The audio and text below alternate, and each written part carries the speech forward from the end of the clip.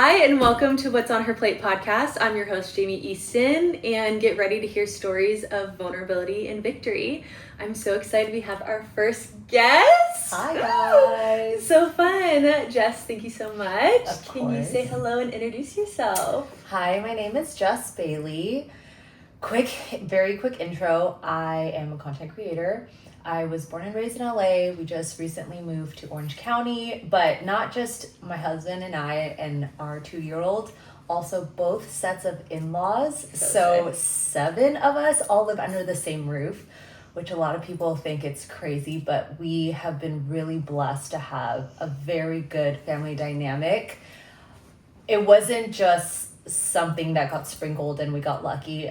A lot of work got put into it too, of course, spiritually, individually. A lot of relationships had to be repaired, but we all just decided we have to operate as a team to build the kingdom. And so we were all on board, and it's just been the best thing ever. And so that's why we're here now. It's so fun. It's actually so wild. I think the concept of you having the whole family unit together has been so stripped apart. So I've been so inspired by your journey and seeing it. I mean, I live with my mom. My mom helps me raise Lincoln, which as a single mom, I don't know how people raise kids without the help of family. There's 6 adults and I'm still help. I feel such a loser. I'm like, how do single moms of multiples do it? I don't know. I have so much respect and honor. And respect and honor for parents who raised kids without help. Like they live in a different state or they've gone no contact with their family. Where I love and just inspired by your journey of the reconciliation of your family. And then too, also just the unity of bringing in-laws together. That is a journey. So it's really cool. I know we're going to get into maybe that a little bit later, but want to start off with a fun little appetizer for everyone. Do you have a hyperfixation meal at the moment, or a food that is, if you could pick anything to eat that day, you're like, this is my go-to, this is what I'm going to eat? I feel like I'm so restricted with my dairy allergy. So in a perfect world, it would just be all the cheese and all the creams. I always tell people my perfect meal, if my last meal on earth, it would be me sitting in a bathtub, soaking in 7-Eleven, gas station cheese. No. With cilantro and chips. Wait, the faker, the cheese, were you a Cheese Whiz girl growing up? I didn't want it in its natural form. I didn't want it in, just the organic. No, I want the fake, comes in a bag. So funny. So you ballpark when you go to the Dodgers game. You're I need to get nachos. Yes, 100%. But I can't have that right now. So nothing really hits the spot. So I just eat to survive right now. Anyway, give everyone kind of a background on people hear that and especially in culture right now, it's the diet culture of restriction and all this type of stuff. But I think part of your story is interesting because it came kind of, I would love to hear kind of where the dairy allergy all of a sudden came from. I know there's something during your pregnancy that kind of hit it. So if you want to give a little side story on cheese. I know, because a lot of people are like, I don't do dairy. And do you actually not do dairy? Totally. Or is it just a fad, Back in 2020, I started noticing I would wake up and I would have my yogurt and have my milk and have my cheese. And within 20 minutes, just excessive bloating. Not just period bloat, but excessive. And then my fingers started to swell. And I would wake up the next morning, or just consistently, because I ate it all the time, had really bad cystic acne, and I've never had acne struggles. So someone had mentioned, maybe you have a dairy allergy, cut it out for a week. And I'm like, that is crazy. That's not real. That's demonic. What do you mean? Cut out dairy? No way. But I did. And then I realized, okay, so you know how every 7 to 10 years your body kind of resets? I used to have very bad seasonal allergies, and that went away, but I think it got replaced with a dairy allergy. So I had that, and then when I got pregnant, though, uncontrollable cravings, all the things. So I said, screw it. I'm already swollen and large. What's another more layer of bloat, So I started eating dairy again, but then I realized I didn't have any of those side effects. So I Googled it, amen. And when you're pregnant, your baby heals you because it needs those things. So it gives you what you lack so that you can feed it. God is body. No, literally, I blew my mind. So all throughout pregnancy, and then I think also when your body just naturally thinks it's maybe nursing or whatever. So through 7-8 months, I was nursing, and then I stopped. I also could eat dairy, but as soon as I stopped, the dairy allergy came back. Tight. So every day I'm like, Tyler, we need to get pregnant so I can eat cheese, okay? We need to grow this family. Yes, we literally need to do all And I want some nachos with it. Yes. That's so good. Okay, so outside of not being able to eat cheese right now, what else is going on your plate? I think that, end of the year, everyone starts going into inventory of their lives, direction. And I have been doing content creation for 7-8 years. And it is not that it's not fulfilling, but I just know that it's not my end all be all. So God started putting on my best friend Karina's heart and my heart that we just needed to do more. She's a mom of 4, and she also is so talented, but she's been so faithful to put a lot of it aside to let David, who is a insane worship pastor, songwriter, and artist, to really pursue his things. But we thought, okay, if we're gonna be moms and sit at home, we need to let's problem solve. Let's do something. We're like in the house all day. We clean, after we play pretend. Yes. Now our brain needs another form of creativity. Yes, exactly. So what we had both seen from prior to content creation, just all the jobs that I had leading up to, and her within her realm and her space of business ministry,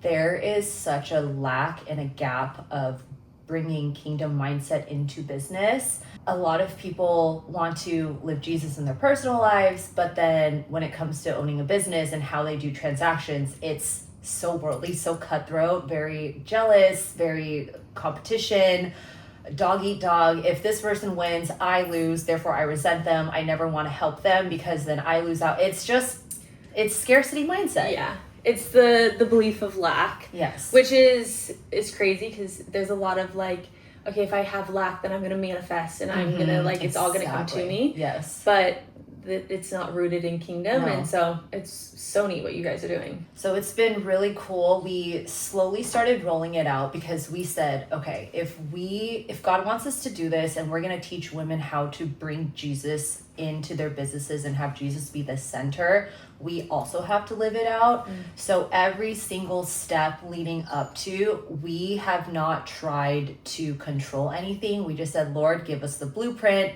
Lord, make this happen. And he has. And so it's cool because as we're rolling it out and telling people this, we're also showing people like, we kind of don't know what we're doing, but like God is making this very successful. He's bringing the right people along. We're not forcing our hand on anything.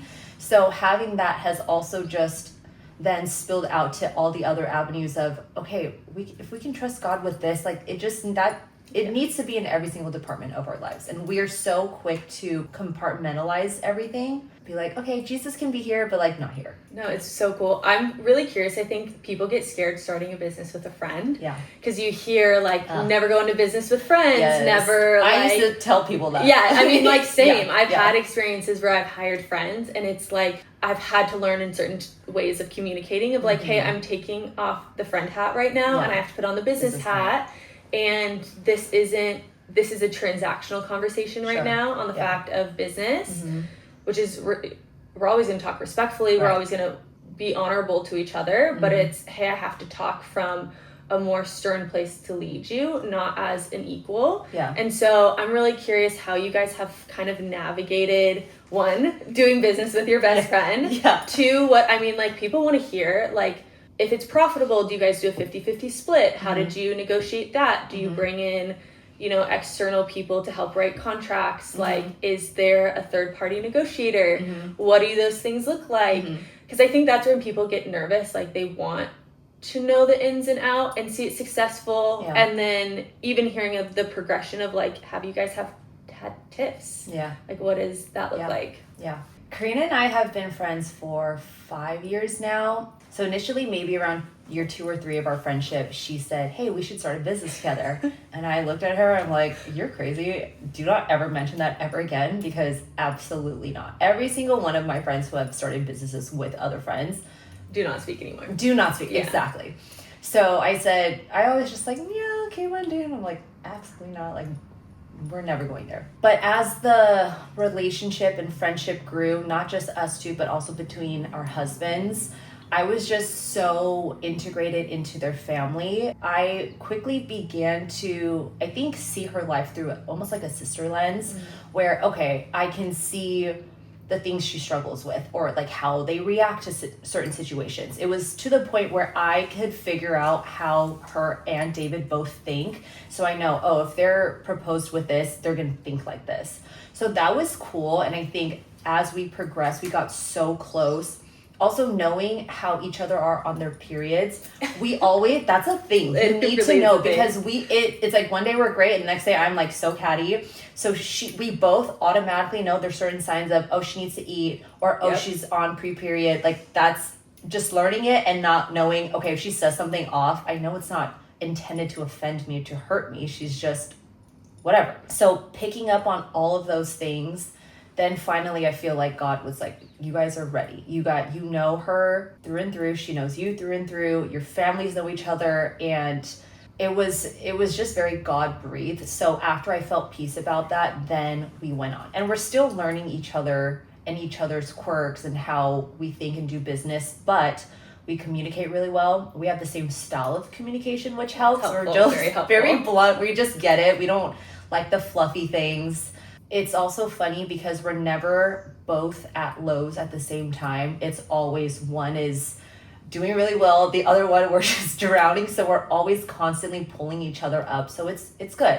But we pray over the friendship, we pray over the relationship every single day, because you need to protect it and you need to pray the blood of Jesus over it, because the enemy will always try and tear down something that is created for God to expand his kingdom. Oh, totally. I think so many people are going to be encouraged by it, because there's that idea, especially when you spend so much time with someone and you're like, I love them. I know the way they think. I know their strengths, like kind of what you were saying of like, we know each other's strengths. We know how they act and react, where if there can be that honor and respect to keep it with what God's called in mind, how effortless and beautiful and just God-breathed something can be. But I think something to honor you, it takes a lot of humility of being able, because in any type of business or any type of ambition that you're doing, it usually starts with an ego death and stuff. So usually there's an ego death somewhere, where whether it's you guys disagree and it's like, all right, I'm going to, die to my ego, knowing that I honor and respect you and that you have the vision in mind and I trust you in this, and vice versa. Yeah. So I think it's really beautiful that people can see what trust and friendship looks like and then how it can also then transition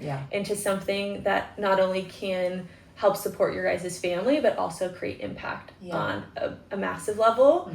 But this is, it sounds like, this has been the last 5 years, but what was life like before the 5 years? And then what kind of like brought this to then come? I think like that's a lot of people, when you're in high school, you think your life is going to look this way. And then you go through your 20s, you get married, you have kids, you go through experiences. So kind of bring us back kind of before this all started. I had gotten my master's degree in sports management, so that was my... Wait, so fun. Wait, I like totally see it, actually. Like, I see you on the sidelines. I love sports and I love the business of sports. And so that has always fascinated me. But after having my last job, which was with the Dodgers, every sports front office... That connects. If you follow Jess during baseball season... in any aspect, you will see them watching the game at their house. You will see them at the games. You will see her cute Dodger fashion. Honestly, cute Dodger fashion. So that clicks. You worked there. Yeah, I worked there. It was funny too, because after I had worked there, you obviously stopped getting free tickets. But then Tyler's aunt, they have been season ticket holders for 3 generations. So they're almost grandfathered into their spots. And so I was like, oh, God just knew he provides. If I can't get my free tickets, now I'm in a family who has them. Did you guys meet? Sorry, I know I'm a bunny trailer. No. We'll go back to, we'll revisit. But did you guys meet because of the Dodgers? No, but that was one of the first times he ever saw me, because where his aunt's seats are is always the aisle that I walk up and down to go to the field. And so one day he saw me, he goes, oh, that's her, because he had heard of me. And so that was kind of the beginning. Wait. the cute Dodgers Yeah. girl. Yeah. Okay, that's fine. Okay, so let's jump back in. Of you were working at the Dodgers. Yeah. And every sports front office is very small. Everyone has one role. So if someone's above you is not leaving, you're not moving up.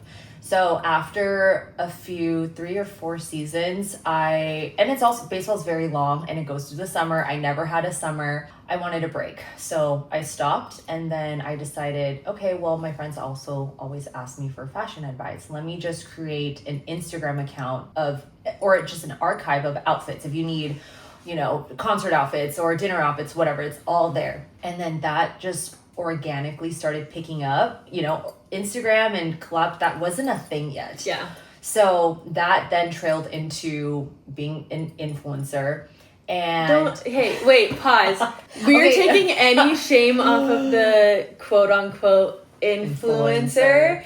There has been, and again, I'm a bunny trailer, but there's been this negative stigma around it. And I think I can contest to your life of what I've got to experience it, even to me being in the space in some point. Like, I've met some of the most genuine people, hardworking, God-fearing, incredible people. And yes, like in any industry, there's yucky people. And it's just like any industry, there's weird people. Right. There's all of that. But I want you to say it again of like, yeah, I got into the influencer space.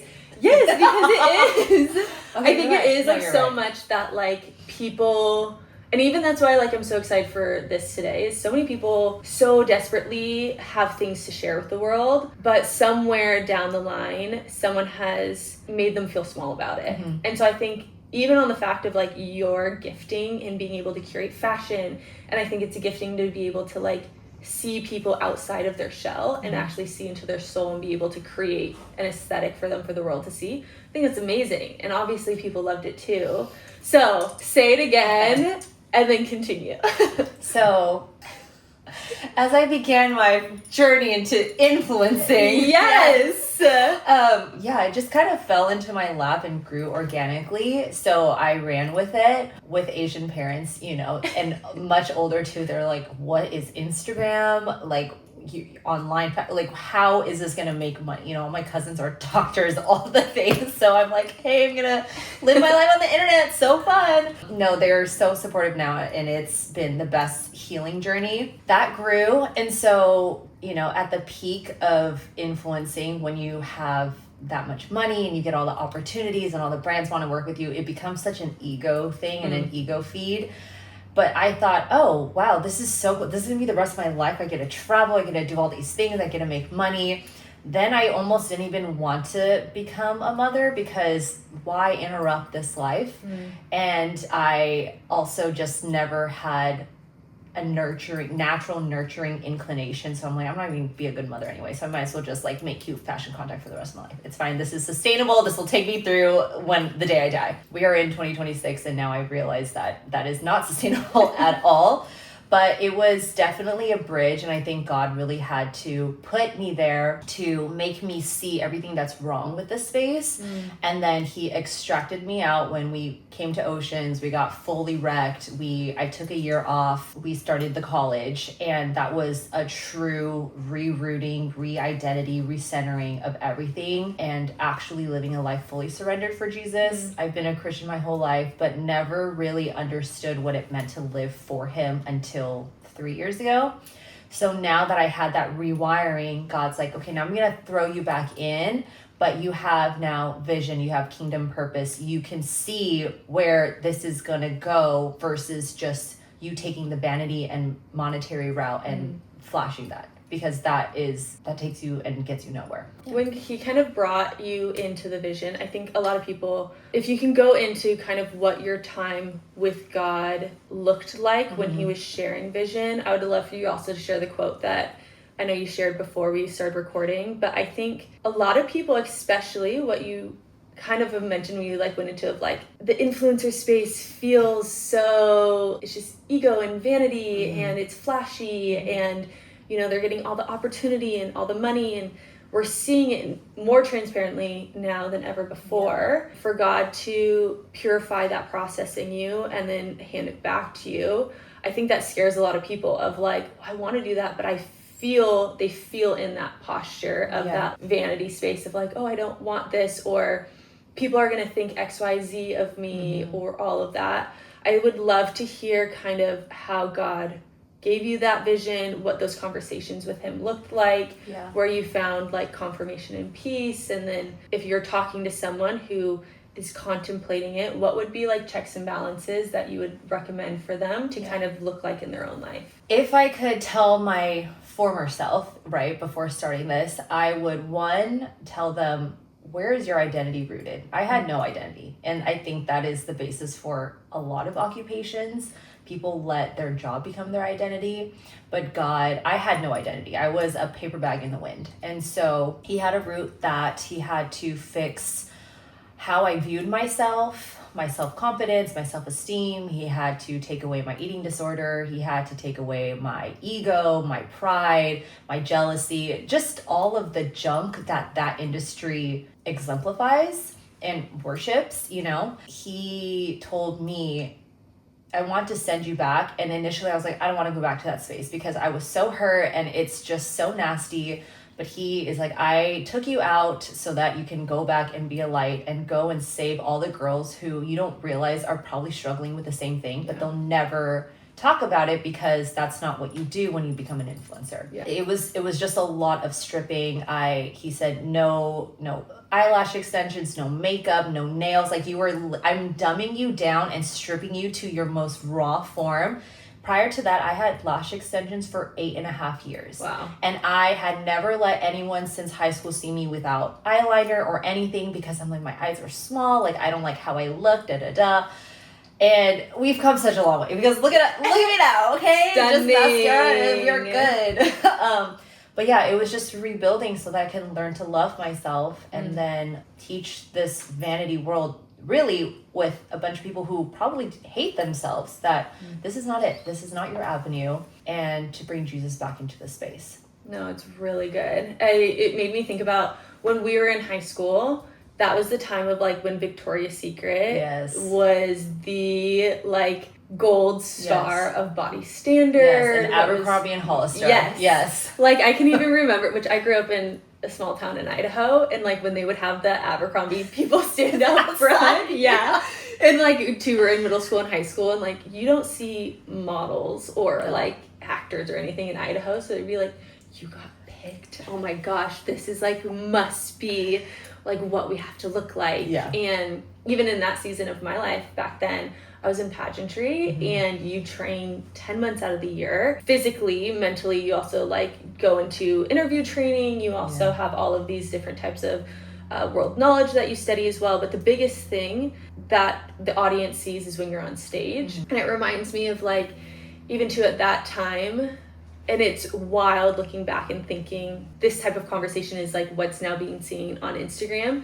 But during the time I was in kind of my dieting thing, which this is where I think my kind of like eating disorder was very obvious. But my mom had gone to a bagel store and got like fresh bagels. I had not had bread.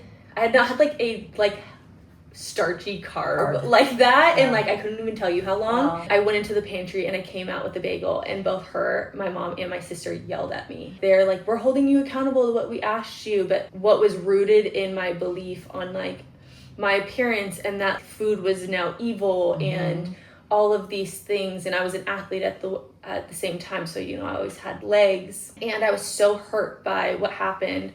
My parents were divorced, and I went and lived at my dad's house for a month because I was like, oh my gosh, if I can't do this. And then it started the spiral of like body image and body dysmorphia and all of that. And I think that even right now in social media, in that space where you do see everything, there's a massive swing of one side or the other of like complete body, like any type of lifestyle you have to accept, or what's being praised is pretty into like the world standard of pretty. And so I think it's so cool hearing God's journey with you to give you kind of what you now are doing in the opportunity of being like, here is the purified version of my life that God brought me through. And here is all the things that were stripped because I tried to use it to find value or to find worth or, you know, to get those needs. And then hearing that God placed all of your identity, all of his goodness and love for you to then learn to love yourself like he loves you is really neat. And I think go, because this is good. This is where I love conversations sparking back and forth. It's funny because I had never thought that motherhood was never glamorized for me. So when I would see moms out about with the kids, I'm like, good for you, never for me. And I realized that motherhood was probably one of the top priorities that God wanted me to fall in love with. But I had to fix my 16-year bulimia first, because my thing was, if I throw up every single day, how do I nourish my child? And so then my fear was, oh, your child is going to come out with a bunch of health implications, or maybe they won't even make it, and that's going to expose what you've been hiding from anyone. And so I was like, oh, there's no way I even want to be a mom, because then I can't hide my bulimia. There was just so many things that needed healing that I didn't know needed healing, because all started pointing to where God wanted to take me. Powerful. I know that I could have cut myself off from all of that, from my little baby. Like, what? Yeah. It's so powerful. Yeah. Can you share a little bit, pull out the book, and would love for you, Jess came prepared. I was in a Devo this morning and it was talking about optimism, but a quote that stood out to me, and it was a Helen Keller quote, was, the only thing worse than being blind is having sight but no vision. And I thought that was so powerful, because so many of us, when I was at the peak of what I thought was fame and money and success, I had no vision. And that's why, having this amazing life, I was still so empty. I was still so depressed. I'm like, what is this for? This is all meaningless. And so having God reroute me and giving me purpose, now I can see way past just the next 3 to 5 years, but kingdom purpose. Like, what am I called to do here on earth? And it's just given me so much strength. I feel like when I see all these girls doing what I used to do, I have so much sympathy for them, and instead of looking at them saying, ew, I want nothing to do with them, I want to help them, and I want to show them that there's so much life and love and happiness and grace outside of what you're doing, because what you are chasing will literally just lead to death. And I was down that path. And so, yeah, where there is no vision, people perish. So powerful. Yeah. Could you kind of give us a little bit into what does vision look like for you and Karina? What does vision look like for you individually? And would love to hear vision for your family. Yeah, I think I can start with family. We all agreed, like I had mentioned previously, that we're not just mom, dad, grandma, grandpa, husband, wife. God has put us together to literally be a team. So every single one of us also plays a very significant role in our household. And that's why we are so good at boundaries, because we just do what we need to do, kind of just in the grand scheme of God has called us each to stay in our lane and do what we do. And so there's a lot. Sorry to interrupt. Can you break down that for like what people don't know of, like, is everyone working and everyone cleaning and everyone, you know? I am, of course, the decorator, and so I mean, they know the premise of my job, so they leave a lot of that stuff to me. They're totally okay with it. Tyler's mom loves to cook, so she has no problem doing the grocery shopping, doing the cooking. My mom loves to sous chef and clean the kitchen and just keep things really tidy. She was a Air Force brat, so that is just that's her lane. And my dad loves doing the minimal work, like the minuscule work that everyone hates doing, taxes, fine print reading. Like, my dad thrives on doing those things. Incredible. So we're like, Philip, you pop off, you know? And then Tyler, he quit his job as a police officer to serve and really reroute what the head of the family household rooted under Jesus looks like. So that's just been his role, and we know that God will continue to place him in a lot of high-level ministry roles. Tyler's stepdad, he is our handyman. He does that for a living in general. So anytime anything needs to be done, needs to be fixed, like, we have our guy. So it's perfect. Like, it genuinely is the best literally thing amazing. ever. But yeah, so we really just know that we moved here because they knew, okay, you guys are really involved in church. So anytime there's church stuff, It's not like, oh, can you watch them? So sorry. Can you watch A? Sorry, we have to go. It's like, oh, you guys have to have coffee. You guys have small group. You guys have young adults. Like, go, we take care of Ace. It's not, that is just huge blessing. Yes, it is very kingdom minded. There's no resentment. It's just amazing. So that's kind of been our vision. So we know that as we continue building different businesses, avenues, as we grow in ministry, everyone's just on board. For Karina and I, just really taking OP global, we're taught such strong, profound fundamentals at church because our pastors are also business and creatives. And we pretty much just want to disguise OP as church and just throw it in people's faces. We know how to make events pretty. We know how to be vibey, and that's like the lure. But once they get in, we're like, we're taking you to church. We're going to dunk you in our baptism tank. You are getting Holy Spirit filled. So you don't know it yet, but we are about to change your life. So we know that we're going to be the bridge for church and the world. And we just want to see people be set free and be kingdom minded in their business and have kingdom mindset instead of scarcity and lack mindset. For me, I think just doing life with excellence. I want everything that God has put in front of me. I just want to make sure that I'm doing it perfect for Him, not to my standards, not to the world's standards. That's when I just feel the most fulfilled, and I just want a lot of kids. I love it. All the Asian babies. Are you guys, because how old is Ace right now? He is 2, a little older than 2. Okay, and how many kids are you guys dreaming of? Oh my gosh. Well, before I had kids, I'm like, let's have 5. And then I had 1 pregnancy, and I'm like, let's maybe have 2. And then once I got over the hard pregnancy, I said, okay, let's do 3. I think 3 is great. 3 is great. Yeah. I love it. That's so exciting. Yeah. I would love boy-girl twins and just be done. Of course. Right. Of course we want that. Yeah. That's like, you're dumb. So. I know. I tell everyone, my dad's a twin, and so I literally thought that I was going to have twins. Well, the first pregnancy I actually had was twins. I lost them, which was really sad. But it's in my bloodline. Wow. So me or my sister. Yeah. But I look at twin moms and I go, oh my gosh. How?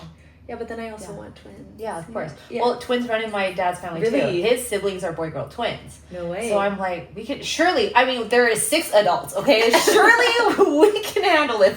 We have the family too. Okay, to end this off, can you give us like a little sweet treat? I want to know right now, like, what is your go-to item in your bag?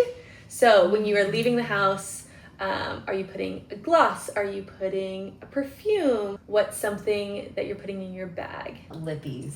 I feel like lippies, like a good lip liner and a good gloss is just, it helps me feel better when I don't look great. Love it.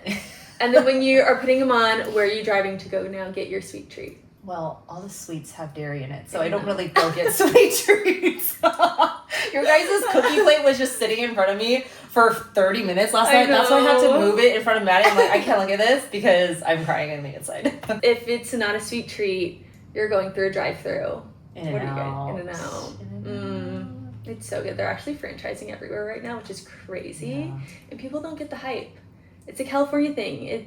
You have to. It's quality. It's quality. I guess just a word of encouragement because I just walked out of something. If you see a reoccurring thing that keeps happening, it keeps poking you at your life, I think that's God just being like, hi, I don't want you to keep dealing with this. I want you to sit down with me and let's remove the root and the stump because I see you struggling and you're crying out, but there is a disconnect here. So figure out that connect, tackle it, and be done with it. So good. Like mic droplets. Like that was, we could have a whole nother podcast on that. So good. Okay, amazing. Plug all your stuff so people can find you. Okay, perfect. On Instagram at @justthrowiton_ because I got hacked. So yeah, it's really lame. So there's an underscore, not purposefully, but begrudgingly. Yeah. And TikTok, just throw it on without the underscore. We never got hacked there. Praise. I love it. Okay, thank you so much for being here. Thank you for having me. We'll see you guys on the next episode.